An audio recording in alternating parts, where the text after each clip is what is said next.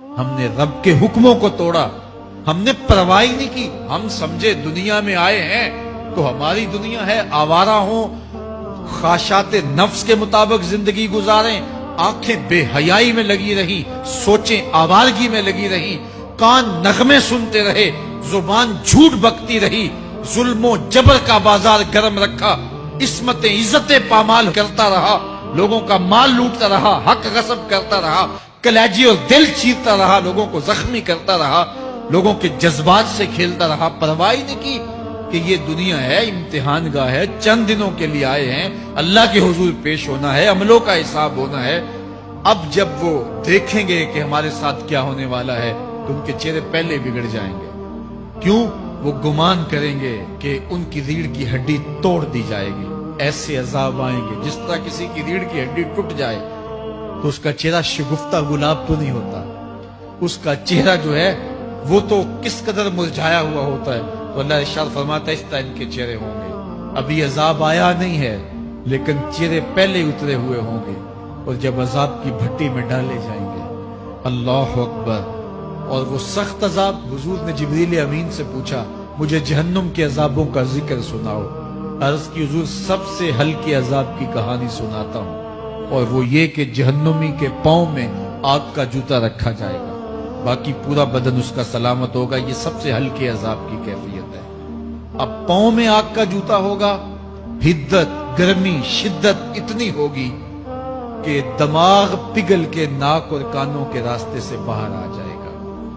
پاؤں میں رکھے ہوئے جوتے کی گرمی دماغ کو ایسے چڑھے گی کہ وہ پگھل جائے گا اور ناک اور کانوں کے راستے سے باہر آ جائے گا.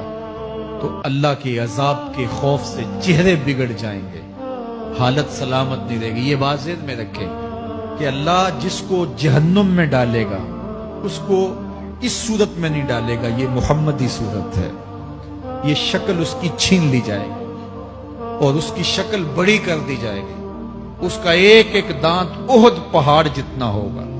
احد پہاڑ کا پھیلاؤ 15 کلومیٹر پہ, 15 کلومیٹر کا ایک دانت, اور 32 دانت کتنے ہوں گے تو منہ کتنا بڑا ہوگا. اس کو اتنا بڑا اس لیے کیا جائے گا تاکہ وہ عذاب کی تکلیف زیادہ سہے. 70 گز موٹی کھال ہوگی, اور کھال چل جائے گی تو اللہ قرآن میں فرماتا ہے ہم نئی کھال دے دیں گے تاکہ عذاب کی تکلیف اس کو گوارا کرنی پڑے. پھر چیخے گا, چلائے گا, ہائے مجھے پانی دو, پانی دو, پیاس کی شدت ہے. 70 سال تک تو اس کی کوئی آواز ہی نہیں سنے گا. 70 سال کے بعد داروغہ جہنم چیخ کر کہے گا کیا مانگتا ہے؟ وہ بولے گا مجھے پانی چاہیے. کہا جائے گا تو بے بھی ملتا ہے پانی. پھر داروغہ جہنم اسے پانی دے گا, کوکا کولا کی بوتل دے گا یا پیپسی تھما دے گا یا منرل واٹر کی بوتل دے گا؟ نہیں, قرآن بتاتا ہے اسے مائے حمیم دیا جائے گا, کھولتا ہوا پانی, اور وہ اتنا گرم ہوگا جب پینے کے لیے چہرے کے قریب کرے گا اس سے اٹھتی ہوئی بھاپ کی وجہ سے چہرے کی کھال ادڑ کے اس کے اندر گر پڑے گی, لیکن اس کے باوجود اس کو پینا پڑے گا. اللہ فرماتا ہے یہ دنیا ہی سب کچھ نہیں ہے, سمجھ لیا یہی سب کچھ ہے, آخرت کو بھول گئے. صبح اٹھے کام پہ چلے گئے, شام آئے آوارگی میں چلے گئے, صدائیں آتی رہی حی علی الصلاۃ حی علی الفلاح, کوئی پرواہ نہیں کی.